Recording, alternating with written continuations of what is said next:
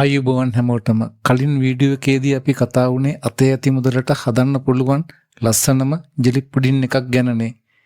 අද මම අරගෙන ආවේ ලොකු කුඩා හැමෝම එක වගේ ආදරය කරන හැබැයි උත්සව සභාවක වුණත් රජපුජුණක් වගේ පිළිගන්වන්න පුළුවන් විශේෂ සව්පුඩිමක් හදන විදිහයි. උංගක් අය කියනවා සව්පුඩිම හදනකොට ඇලෙනවා. එහෙම නැත්නම් කිරිරස මදි කියලා.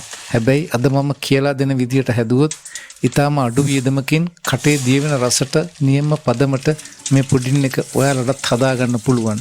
අපි බලමු මේ රසවත් සව් පුඩිම හදාගන්නේ කොහොමද කියලා. මුලින්ම අපි සව් මේස හැඳි 6 මේ ආකාරයට වතුරට අල්ලා හොදාගෙන පෙරාගමු.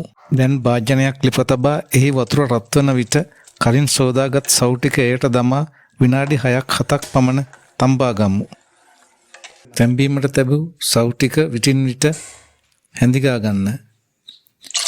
සව් ටික තැම්බෙන තුරු අපි කිරි මිශ්‍රණය සාදා ගමු.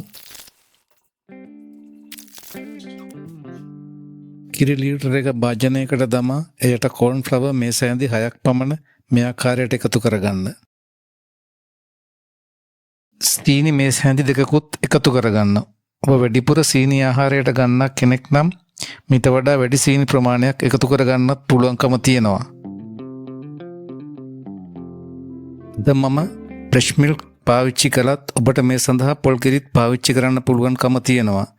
ඒ වගේම පිටි කිරිත් මේ සව් පිඩිම සාදා ගැනීමට පාවිච්චි කරන්න පුළුවන්. චොකලට් තේ හැඳි තුනත් එකතු කරගෙන මිශ්‍රණය හොඳට මේ ආකාරයට කලවම් කරගන්න.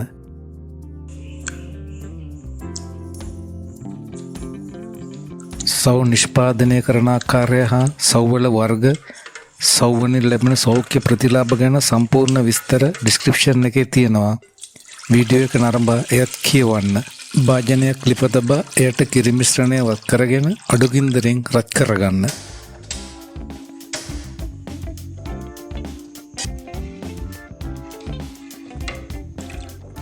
නිතරම හැඳි ගන්න. කෝර්න් ෆ්ලවර් එකතු කරගෙන තියෙන නිසා අඩිය අල්ලන්න පුළුවන්කම තියෙනවා.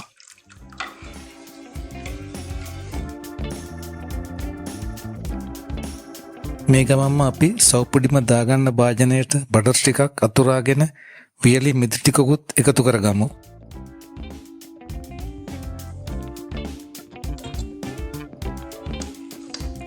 මිශ්‍රණය මේ ආකාරයට කුයිගෙන එන විට කලින් සකස් කරගත් සව් ටිකත් එකතු කරගෙන හොඳට කලවම් කරගන්න.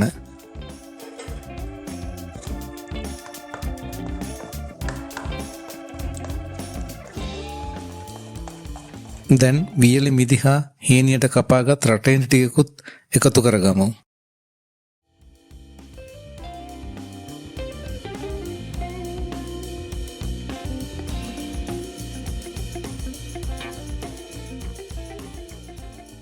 දැන් නම් හරිම ගානට කිරි මිශ්‍රණය උකු වී තියෙන්නේ.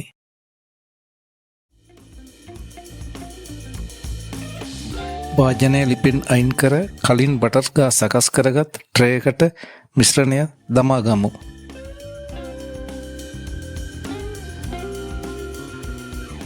දැන් ටික වේලාවක් පුඩින් එක නිවෙන්නට තබා සීතකරණයේ පැය 2ක් පමණ සෙට් වෙන්න තබන්න.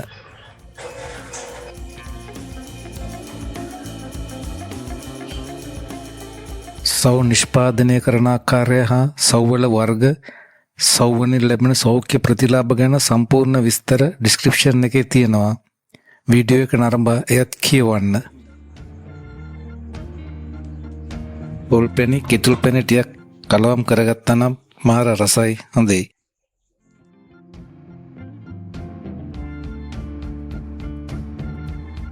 වීඩියෝ ගැන ඔබගේ අදහස් කමෙන්ට් කරන්න. සබ්ස්ක්‍රයිබ් කර බෙල් අයිකන් එක ක්ලික් කරන්න. සුවපත් දිවියකට සුබ ප්‍රාර්ථනා.